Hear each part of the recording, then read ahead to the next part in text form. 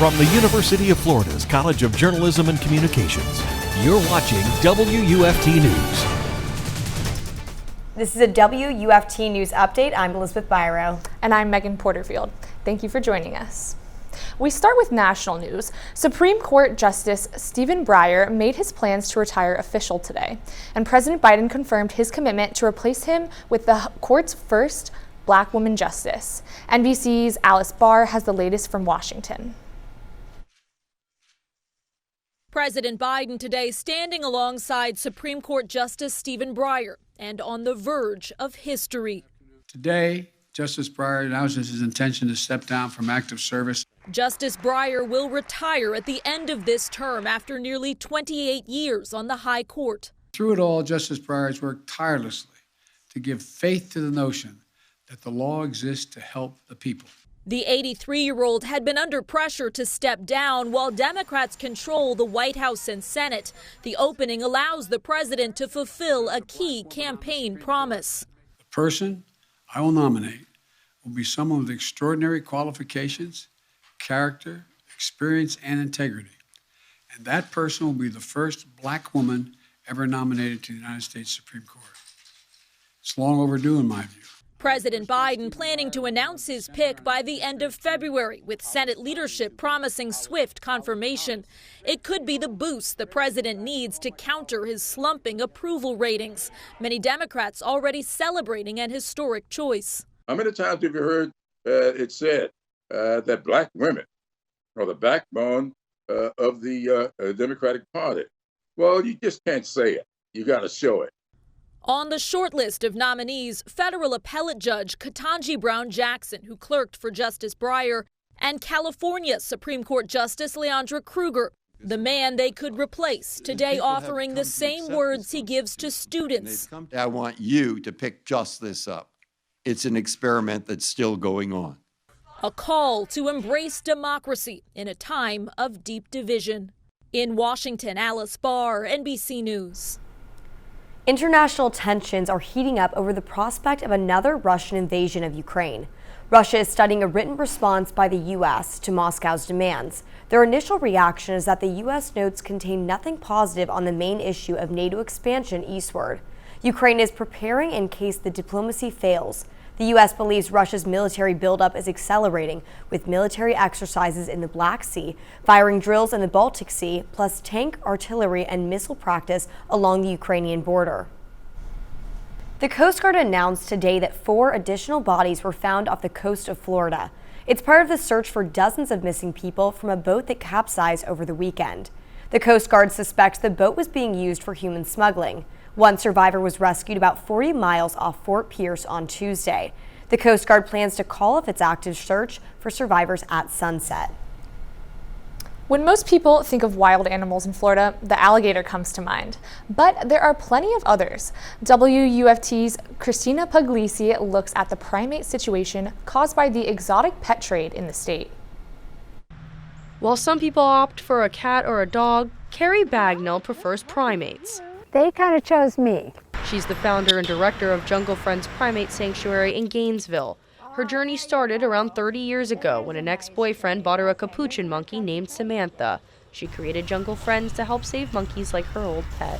When you think of the state of Florida, you don't typically think of monkeys like some of my friends here. But the exotic pet trade has created a need for sanctuaries like this one. The exotic pet industry is worth about $15 billion. To own a monkey is not easy in the state of Florida, but is possible with a license. According to the Florida Fish and Wildlife Commission's website, license applicants must document 1,000 hours of experience. But Bagnell says not every primate comes from a licensed owner. Most of the monkeys who are here from the state of Florida were confiscated because they did not have a license. Sometimes the sanctuary gets monkeys from other states where owning one is illegal. Calatrickan manager at Jungle Friends, Lindsay Jean, says monkeys in these states often come to them with health issues. In the tamarins and marmosets, it's common to see vitamin deficiencies. Metabolic bone disease is the most common, so their bones will be kind of brittle. Some of them will have slightly crooked limbs from when bones have broken and rehealed. Dental issues are also common because they're not always fed a proper diet. Bagnell says her work is hard but rewarding. You know, you look around and see all the happy monkeys doing monkey things, and, you know, it just makes everything worthwhile. Ending the pet trade alone is an impossible task, but Bagnell believes the community can help by sending donations or volunteering their time. Christina Pugliese, WUFT News. If you want to help support the effort, visit the sanctuary's wish list on their website, junglefriends.org. Today was a beautiful day, and I really hope this sunny weather lasts. Me too. Even though the sun's been out, it's still been pretty chilly. Nicole is joining us now from the UF Weather Center. Erica, what's our weekend weather looking like? Well, unfortunately for us Floridians, we do have some cold temperatures as we head into the weekend. Taking a look at our satellite and radar right now, we have some pretty quiet and clear conditions over north central Florida, but as you can see, we do have this low pressure system that has moved off to our east, which is no longer affecting our area. But this cold front just north of us is what we want to take a look at, as it will be pushing its way towards our region as we head into tomorrow. Now, taking a look at our current conditions here in Gainesville, we have some pretty cloudy conditions right now as we head into the evening, feeling like 58 degrees. For the rest of north central Florida, our current temperatures sitting at 59 in Gainesville, 62 for Bronson, 61 for Ocala, and 59 for the Villages. Now, those mostly cloudy skies are going to be keeping our temperatures pretty warm as we head into the evening, not as cold as we've been seeing, so sitting in the upper 40s as we head into the overnight hours. For tomorrow, our high temperatures, similar to our high temperatures today, sitting at 62 in Gainesville, 65 for Ocala, and 64 for Bronson. Now, tomorrow afternoon and into tomorrow evening, that is when this Arctic cold front will be approaching our area. So taking a look at our future track, we do have a chance for some scattered showers as this cold front will be coming towards our area, bringing in those northerly winds as well, which means colder temperatures are on the way. Now, as we head into tomorrow evening, that cold front does have a chance of dissipating, but that is not going to stop those northerly winds from persisting into our area, bringing in those pretty cold temperatures. So for tomorrow, we do have a freeze watch that has been issued for now into Saturday morning. So just if you have any sensitive plants that you want to bring inside, you definitely want to do so. So temperatures across the board for north central Florida sitting at near freezing temperatures, 33 for Gainesville, 32 for Stark, 35 for Ocala. So our 6-day outlook, again, we're going to have a pretty cold weekend as we head into Friday, Saturday, and Sunday. Sunday, taking a look there, 24 as our low temperatures, so that freeze watch may be extended, but as we head into the next work week, we are going to see those temperatures start to increase, and Wednesday we will be sitting in the mid-70s. Now to Tori Edwards with sports. Welcome to sports. I'm Tori Edwards. The Florida men's basketball team suffered another loss on the road last night, losing 78-71 to number 15 Tennessee. The Gators started hot with 7 3-pointers to lead 42-34 at the half, but the Volunteers opened the second half with a 14-5 run and went on to victory. Center Jason Jatobo suffered an eye injury to join Colin Castleton on the injured list. On the plus side, the Gators were led by Anthony DeRuggi and Tyree Appleby, who scored 16 points each. I thought Tyree in the first half was as good as he's been in any half probably since he's been here.